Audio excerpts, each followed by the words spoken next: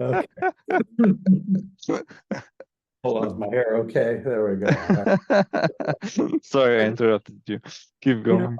I think, if you look at sites like Policy Genius or all those other ones, they're just life insurance quoting engines, right? And that's it. And there's such a missed opportunity. What the hell is someone doing on the page? Why are we there, right? And I think it's really simple. If we focus on the foundational side of things, and what I mean by that is every day when we wake up to every night when we go to bed, we live basically the money. It's like our blood, if you will, of life, right? It's what comes in and what goes out is how we live our life. And it literally is that simple. So when I say what comes in, that's the income, right? Now if we're retired, everything's great. We got plenty of different conversation. I'm talking about for a majority of individuals that literally are paycheck to paycheck and their life depends on this. And it's like starting there and with foundational, if we can just really look at, all right, money comes in, it goes out. What can interfere with that, right? So simple things, right? Number one, you could lose your job. All right. What can you do to minimize that, right? Obviously, if you're in an unsecure spot, one thing would be to start looking, and start cutting back so you have a little bit of a savings just in case, right? So that's one thing. The other is savings, right? Let's assume that's good. Now, what else can interfere with that? Well, two main things. Sickness and death, really, or injury and death, right? Listen, if I'm gone tomorrow and I'm a single guy, got no dependents, no nothing, nobody cares, right? Even in my case, though, it's like, you know what? I have a mom I love and I take care of. So if something happens to me, I want to make sure she's taken care of. If I go back 20 years ago, when I was a couple years younger, it's like, all right, you know what? Financially, I had no one I was responsible for. Yeah, I was a young single guy. Great. But you know what? I love my mom. So, you know what? There's things that I want to do for her later in life. So, you know what? If something happens to me, are those things still important? That's a conversation only I know. For you, it may be yes or no. For me, it may be yes or no.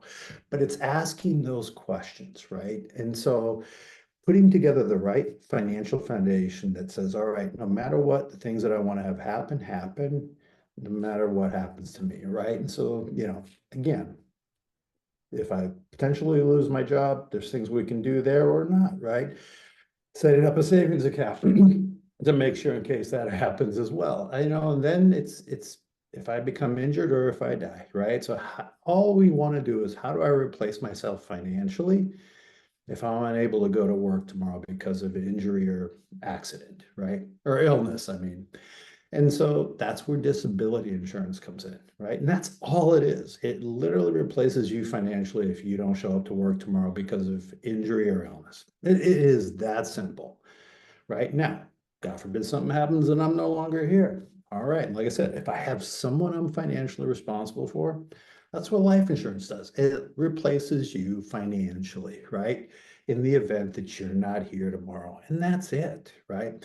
Now, there's so many other benefits and stuff that you can use for tax savings and retirement, as a way to save for retirement. Forget all that right now. My whole goal is financial foundation to make sure that you're solid there so that now you can start focusing on the big stuff, the goals, having a family if that's what you desire, taking care of people, travel, whatever it is that you want to do. Then the final piece in all of this is a will.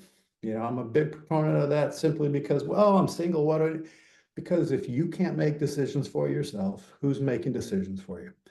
Let's say, God forbid, you're renting a place, you end up in a hospital in a coma. Who's paying your rent? I mean, not just who's making medical decisions, because it could be a parent, depending on which state, or it could be the fact that once you're 18, you're on your own and they have no legal right. And so it could be that. It could also be just something as simple as, you know what, here's what I want to have happen. And so I think that's really, if you have all those core things taken care of, meaning you at least have an idea, making sure that your income's coming in. So you have some job security, right? Then, the next thing is a savings account, God forbid something happens to cover some unforeseen expenses. And we can talk all about the 1 month, 3 months, 6 months, blah, blah, blah. It's neither here nor there right now, right? Then replacing yourself if you're injured or ill.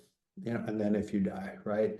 And then that final thing is the legal document that really helps you if something does happen to make decisions, right? Healthcare power, proxy, regular power of attorney to make financial decisions, to pay your rent, to pay your bills, or whatever it may be, right? Something simple, because if you're sick or injured, hopefully you're coming out of it. And if you do, are you now all of a sudden financially in a hellhole, or are you in better shape? And so those are the simple things. Now, as part of that, the other thing I would add is obviously good budgeting, right? Because, a lot of us have more debt than we want. Unfortunately, that's a big thing in the US. Our debt is up significantly. We don't want to be a debt engine. There's 1,000 different ways to skim that one. I don't want to say, hey, this is better than the other. My goal is to give some brief overview, followed by a simple, here are a few landing pages, landing spots, meaning working with You Need a Budget or one of the other platforms out there. Hell, there's some amazing debt counseling places that nonprofits that'll walk you through and talk you through things if you need help. But just putting that resource page, that let them do what they do best. Our work is simply around financial foundation side of things, right? And so once you have all that, then it's like, all right, we're done. Now it's almost like we can pass you on to what do you call it? Pass you on to an advisor. If you want to talk about retirement planning, you can do a robo platform. You can do whatever. You want to play on Robinhood or Wealthsimple, go for it, right? But the foundation is set, and so once we figure that out, like on the, the how to protect that foundation and build that, then the next is real simple. It's educating on your options, right? It's like, okay, great. I know I need life insurance. Now, how do I figure out how much do I need? Well, a couple simple ways, right? One is we can do an income replacement. We just say, all right, you're making 100,000 or you're making 10,000. You take a certain percentage of that, depending on your age. If you're in your 20s and you're making 50,000, we could probably go 20 to 30 times that income, and you can insure up to that. Now, doesn't mean you need all of that, but you know what? Maybe you're in a spot where the cash flow is good, so you can, and you say, all right, well, I don't need it today, but these are the things I want to do for my family, and so on. So that's one offer, one way to do it. The other is what we call a needs analysis. It's what I prefer, and it's simple. It's in the event something happens to me, what are the things that I want to see happen for people I care about? That's it, right? All the things I wanted to do, if I'm not here, what's important to me? It's like, if I'm not here, is retiring my mom, taking care of her still important? Hell yeah. Is it having, paying for kids' education? Well, if I don't have kids yet, it may not matter. But if I have kids, it does matter. So those things come into play. But then the question becomes, you're never more insurable than you are today. If I say, oh, well, when I have kids, then I'll do it. Problem is, 5 years, 10 years go by, a new medical complication comes along. And so knowing that, weighing the odds, not saying here's what you need to do, but seeing the options in front of you so your user journey is designed in a way that understands you and you understand it. And that's really it. Then it's a matter of, now we determine the amount and the what. Now it's looking at the different types. It's simple education. You really have two types. You have term and perm, renting and buying, right? Which we've all heard a million times, and just explaining what those are, and it's actually much simpler than we think. It's like renting. I always joke with term insurance to say is you have a specific need for a specific period of time. You take out a loan, going to pay it off in 10 years, and you just want to make sure that's covered, or you want to take a mortgage or whatever that may be, right? That's one way to look at it. Or there's another thing. You're young and you don't have a cash flow, but you need a lot of insurance. Then you stick with term, because it's obviously renting a lot of times is cheaper than buying, because what? You don't need the big down payment. Simple. Permanent, well, that's the, so term I call the if you die. If I die during this period of time, or if I die, great. Now the nice thing about that, some of it can be converted over to permanent, right? If there's like, all right, I need a lot of insurance now, but I can't afford it. But as things grow, I want to leave something behind for the kids. Great. So we start off with term, and we can take and convert portions of that depending on the type of term we have. And again, that's the education piece. The permanent is, when I die. So when I die, I want to leave X, whether that's to create, what, we weren't able to save a lot of money, so I want to leave something behind for my family so it can help them, for the next generation. great, or I need to pay taxes, I want to cover final expenses, or whatever that may be, right? I want all my kids to get a certain amount and they get that benefit tax-free. So now they're set for life. There's a lot of different ways, right? But it's simple. It's just here are the things, and it really starts with what you want to see happen in the event something happens to you, and then we put a number to it, and so we know you need X, and then we look at, well, let's look at your budget. What can you afford? It's really that simple. And then we do the best, right? If your budget's here and you need this, well, we don't want to get you all permanent, which I know a lot of advisors will try to sell. Why? Because, they may try and tell you it's better. They have a belief, or maybe they get paid more. That's not what's going to cover you, right? And so in that case, you may need term, but if your budget's a little better, we could do a blend, where it's a little bit of term and a little bit of, right. So that's really the goal, is to just educate. Now, once we have all that figured out, you have your foundation, you understand it, you've taken steps to actually shore it up and make sure you have a solid foundation. Now we've uncovered a need, we figured out a budget that you can set aside for it, I guess, right? But every step of the way, it's asking the right questions and it's guiding you through your journey based on what you want. So 100%. that's By the that's what, way, yeah. yeah, just education question for me. So for someone who's, let's say, is not at risk in the short term, is buying perm enough for coverage, or like the perm one doesn't necessarily support every all scenarios? Use perm or term is what you're talking. Well, so here's the Yeah, thing. perm versus term, basically. Yeah. So way I look at it, let's say, in your case, right? In my You case, yeah. don't have anyone you're financially responsible for, but you have free cash flow, right? So it's like, okay, well, the thing is only you can determine that, right? What's the purpose of your money, So am I saving enough for retirement? Do I have my cash, set aside for my emergency account? Is everything's going well? And now I've got extra cash flow and I'm looking at it. That's, really the key is what I say is take a look out what your ideal life looks like, right? I want to get married. I want to have 2 kids, 3 kids, whatever that is, no kids, and then I also want to be able to do this for my siblings, or I want to start with that conversation, right? The end in mind, start there, determine the what. A lot of us try and sell it as a need and we focus on the number, right? Like, oh, I want to pay off the mortgage. Okay, how much is the mortgage? Oh, it's 400,000. Okay, great. Forget that, right? You know, take it a step back. And that's one way, which we do a financial needs analysis.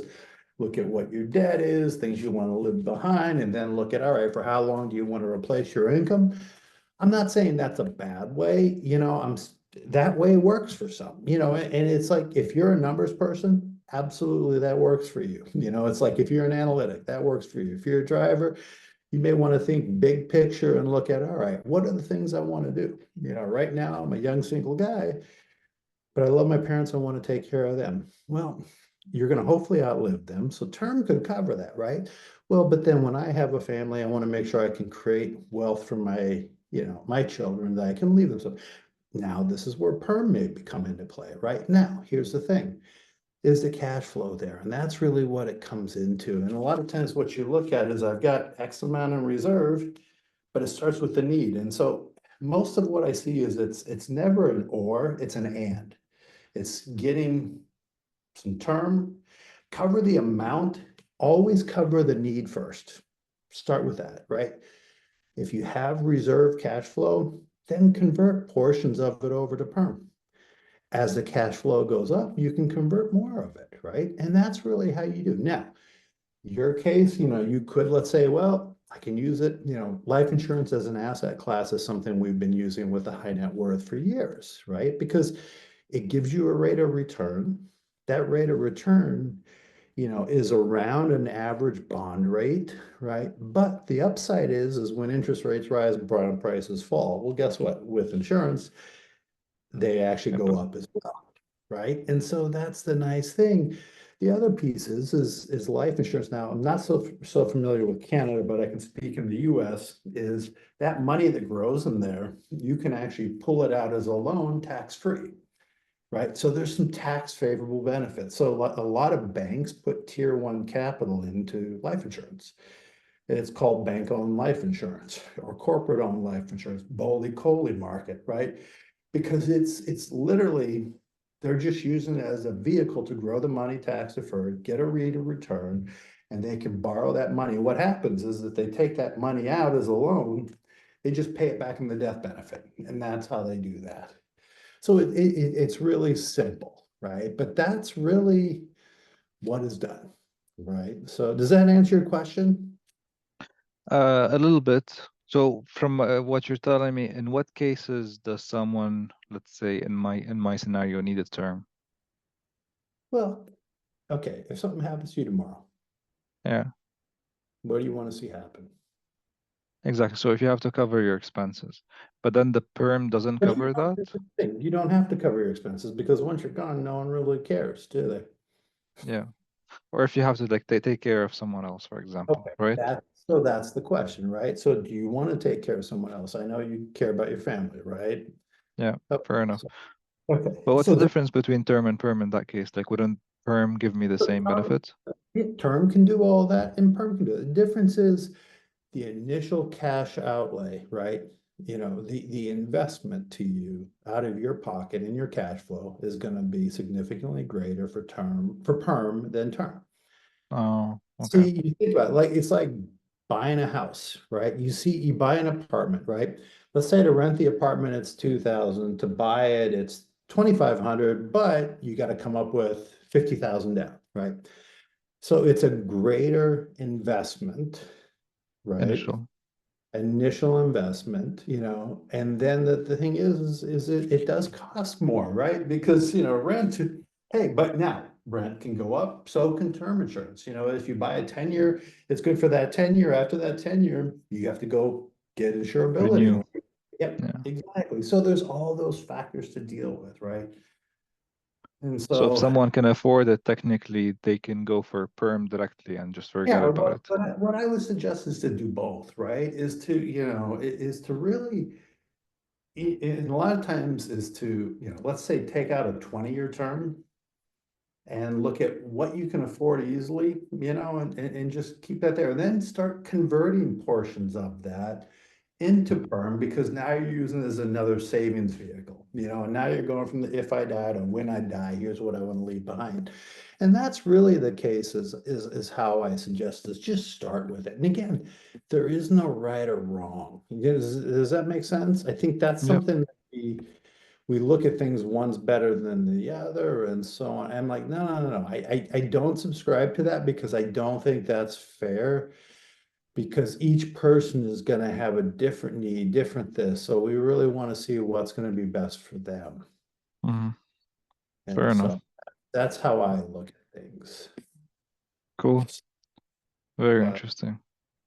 But yeah, so anyway, honestly, 100%, like even the foundational side, like that's where I think a lot of people can have a lot of guidance on how do I think about this and why am I thinking about this, right?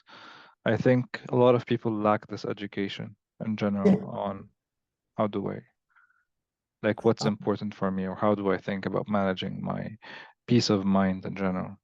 and that's really what it is, right? It is peace of mind. Those are the things that keep us up at night. Very few of us go, boy, I wonder how my stock portfolio is going. No, we're literally stressed about budget. I'm barely keeping up. We're stressed about credit card payments, so debt's going to be one. We're stressed about not having a savings account. And the other thing is, what if something happens to me? What do I do? How do I take care of my loved ones, right? Those are really the things that keep us up at night, and the key is if we can start to chip away at those and just really hone in and say, all right, here are the things that we can do. If we can do that, perfect, then we're good. Yeah. And that just, and again, this is not the ending point. This is actually the starting point. Think of this as the on-ramp that's safe, easy, adds peace of mind, give someone that comfort to know, okay, at least if I go to bed tomorrow and I don't wake up the next day, I know my family's okay, right? And I've done those things, right? It's no different. Like if you're building a house, you wouldn't build a house with a bad foundation, but yet almost everybody's building their financial house with a really shitty foundation, right? And it's like, how do we just shore that up a little bit, right?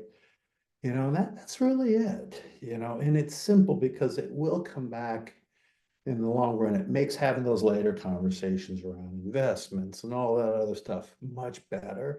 The other key is if we can have reduced social desirability bias. So we're really getting at the core of what is bothering them, right? Not, oh, I want to talk about what to invest, blah, blah, blah. That's bullshit, right? These are the things that keep us up at night. If you ask your friends, how many times in a month do you wake up and go, oh, I wonder how my portfolio is going, or how many times you wake up like, shit, where's my money going? Or what's this bill? Or God, what if something happens? Those are the things we stress about, you know? Yeah. And more often than not, if someone's wondering about how their portfolio is doing, the underlying reason is that they are stressed about their finances and they're like, okay, is my portfolio doing good? Can I afford something or not? Right? There you go, right? And like we talked about the last time, it's like, listen, if you got 20, 30 years, you're young, throw that into an index fund, let it ride, right? Now, if you're struggling in your foundation, you can't let it ride, Yeah. because then you're like everything becomes, your loss aversion, your risk. It's like everything is through the roof. If all of a sudden everything else is great, you got cash in the bank, it doesn't have to be a lot. If you got 1 month, 2 months, and you've never had it before, and you've got 1 month's expenses in there, wow, imagine how you feel, right? You got a will, you've got life insurance, disability. So God forbid something happens to me, I get hit by a bus or something. Hey, you know what? I'm good, right? My family's good. Now it's like, all right, yeah, of course you may, I mean, listen, behavioral traits, if you have high loss aversion, you're always going to have it. It's not, but it heightens it, right? Because your situational belief is really what changes. If you don't believe you're okay, you start making decisions about the future that can drag that anchor with you, if you will, versus if you're like, you know what, okay, my current situation is doing better, and that's the key. It's like baby steps. This is first step, right? In a long list of steps, but that's what I see, and that's where I think this foundational work can be key.